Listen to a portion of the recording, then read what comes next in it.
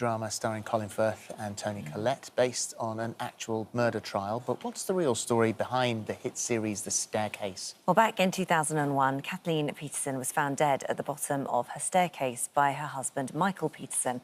But police soon began to suspect it wasn't an accident. Well, following that heavily publicised trial, Michael was convicted of his wife Kathleen's murder and sentenced to life in prison. But in 2017, Michael's legal team successfully reduced his charge to manslaughter and he was released. And he joins us now to share his side of the story. Thank you for coming in today. Thank you, yeah. Thank you. So she is found at the bottom of the stairs, 38 injuries to her body, deep lacerations on her skull, face, back, hands, arms and wrists, so extensive injuries. What happened? Did you push her down the stairs? No, I did not. Did you hit her with a poker? No, I did not. So, explain those accusations. I can't. That's one of the strangest things, because we hired forensic pathologist, the major one in America, Dr. Henry Lee, and Leetsma, Jan Leetsma, who's the foremost neurosurgeon, and they looked at all the evidence, and they said, no, she was not beaten to death. And I don't know. I never myself could figure it out. When I first saw the lacerations, I was horrified. I really was. I saw them in my lawyer's office, and he showed me. And I was like, God, that's awful. So I understand why people have focused on that. They're little holes. It's a central focusing thing, isn't it? If someone falls down the stairs, because I think you also said that she may have fallen a number of times.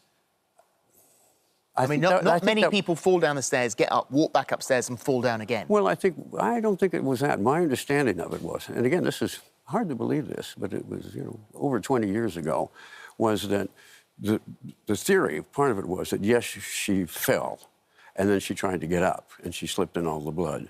I don't know. I don't know what it was or what happened to her. There are numerous theories, but I myself, I'm probably one of the last believers still in the fact that I think she fell. She had alcohol, she had Valium, Flexeril. I don't know. I honestly, I wish I could tell you. I wish my attorney has his own theory now as to what happened. It's quite convenient, though, isn't it? It's quite convenient not to know or not to be able to remember. Well, it helps you. It's one of those things that I can remember when, actually it was Sophie, who told me, wouldn't you feel better to know that Kathleen died because of an owl attack or an intruder? And I thought, well, no. I mean, would that make her less dead? Well, would that bring her back? No. You reach a point where I don't know. And I'm happy not knowing. We'll come to some of the theories a little bit later, but I wanted to, because the prosecution within the original court case were making suggestions as to what may have triggered the attack, because that's what they were accusing you of initially. And they were saying that the timeline worked, that before the attack, that she would have found these images, these pornographic images on your laptop. And that would have, gay images. Yeah. And that would have caused a argument that would have triggered this killing her. Yeah. Right. Well, that was a theory, but it was absolutely proven by the prosecution's expert computer witness that that computer had not been opened or looked at after 4 o'clock in the afternoon. So the theory that, at 11 o'clock at night, she decided to, actually, there's a possibility, because she was getting email notices from Canada, she was supposed to go to Canada, that she opened it, saw the pornography, and that somehow resulted in a fight in which I killed her, which is ridiculous on the face of it. But as it turned out, no, the computer was never used. So it's continuously thrown out there that is what caused it. It's one of those prosecution theories, like the blowpoke, that were disproved. They didn't happen. Did she know about your sexuality? I think I'm always asked that. And no, we did not discuss it. Did she know? I'm sure she did. She was the least bigoted, prejudiced person I've ever known. It's in a marriage, there are things that don't need to be said sometimes. In fact, better not said. And I think this was one of those. There was also a theory around that it was money, because there was a life insurance policy, accidental damage, that you would have received, I think it was something like $1.4 million, so that it was actually financially motivated. Well, first off, she never signed the insurance policy. So that wasn't even an issue. I didn't know about it. As far as the debt, it's another one that they tried to prove, the prosecution, that, oh, we were horribly in debt. The prosecution's witness on finances said no, that Mike and Kathleen were worth a great deal of money, and it sort of disputed the idea that we were in desperate need of money. We were not under any circumstances. Kathleen had deferred 80% of her income. It went into a retirement fund. Yeah. If we'd ever needed, or she felt she needed more money, she would have deducted less from her retirement and would have lived on that. But no, pardon me. No, you carry on. So, I mean, she's not the first woman to be found dead at the foot of the stairs that you know. No. So in Germany, first with your first wife, Patty, a friend of hers, Elizabeth, fell down the stairs and died. Well, It that sort of follows you around, doesn't it? what happened with Liz, that really surprised everybody. Certainly me and my children, and even Margaret and Martha, Liz's children. That she was found at the bottom of the stairs. German police, German doctors, American pathologists, American police investigated. It was a stroke. And the body was brought to Frankfurt Military Hospital. The autopsy was done. Half of her brain was sent to Walter Reed Hospital, one of the major hospitals in America. They examined the brain, and they said she had a stroke. So I always believed, everybody believed, that she had a stroke and died. There was no blood. No one had any suspicion. Nobody even suggested that Liz had. However, they've reopened. They have reopened that case, have they? Well, the Germans reopened it, of course. And didn't they? And closed it immediately. But did they close it immediately, Yeah. or was the cause of death changed after the autopsy report to homicide? Oh, no. In America, in North Carolina, it was. In Germany, it was not. Okay. I guess the big question here as well is, if you are innocent, as you've always have proclaimed to being, why then accept manslaughter? Yes, well, there's a good reason. When this came about, when I was released and they wanted to retry it, I was 73 years old. Mm-hmm. My attorney, David Rudolph, said he would not represent. He'd done as much as he could. He didn't want to represent me in the next case. Mm-hmm. I had grandchildren. I had children who had gone through probably more than what I went through, because when I was convicted, I went to prison, and that was the end of it. I was basically in news isolation. My children had to live through all of this, and it was terrible for them. So at the age of 73, did I want to go back to trial to prove that I didn't do anything so that I could be free? Well, I was already free.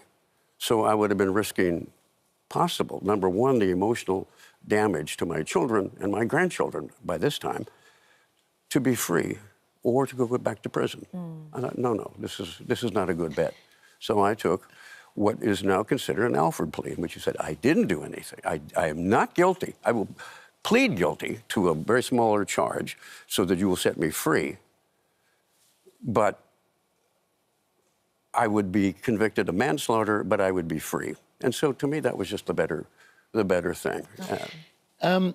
Sophie Burnett, who was the editor of the documentary, visited you in prison, believed you were innocent. You then struck up a relationship. Sophie. And you mentioned her name earlier on. I mean, some would say that if you are dating the editor of the documentary, that there's a fair chance that she's going to go easy on you, especially if she thinks you might be innocent. Well, Sophie edited the first, I think it's 4 episodes of The Staircase. And then they brought in new editors. I did not know Sophie. I had no idea until she wrote me in prison in 2004, I think it was, after the whole thing had been completely done and some other editors had edited the trial and the after trial.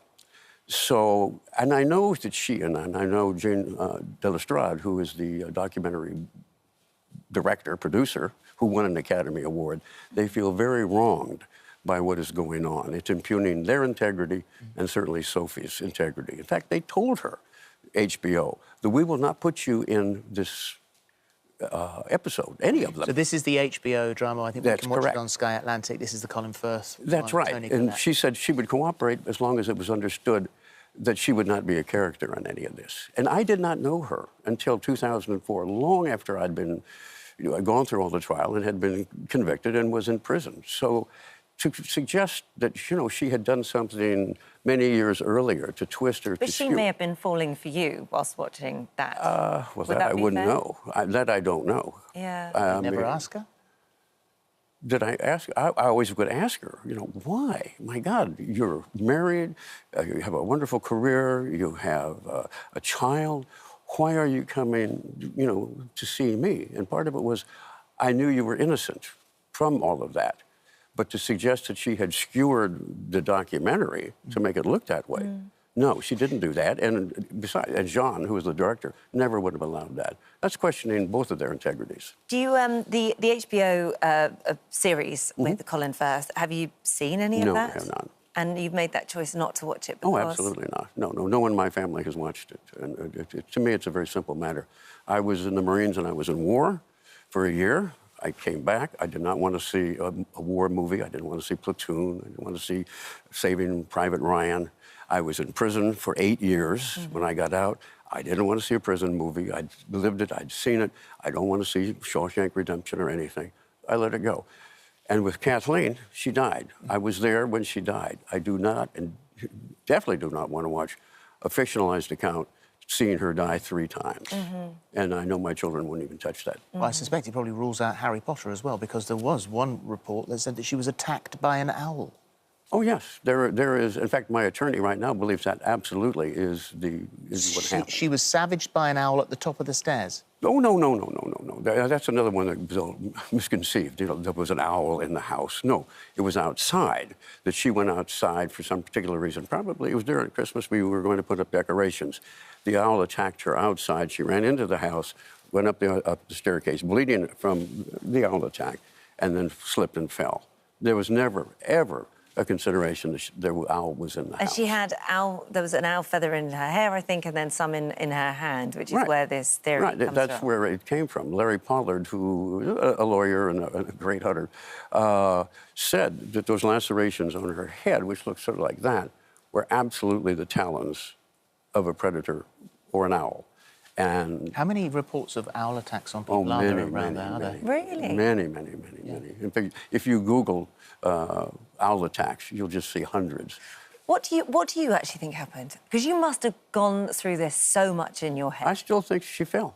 I mean, it sounds inconceivable when you look at the damage, but I was telling someone the other day, the owl feather, I don't know. We had owls in the property. But if she had an owl feather in her hair and an owl feathers in her hand, and you think she still fell? Well, yeah, it's very difficult for me still to wrap myself around that, and I don't go there. When it was said that, because the district attorney, when Larry went to the district attorney said, well, where's the feather? Where's the feather? The entire theory was, ridiculed. That kind of thing. Wanted, dead or alive, owl. It was just totally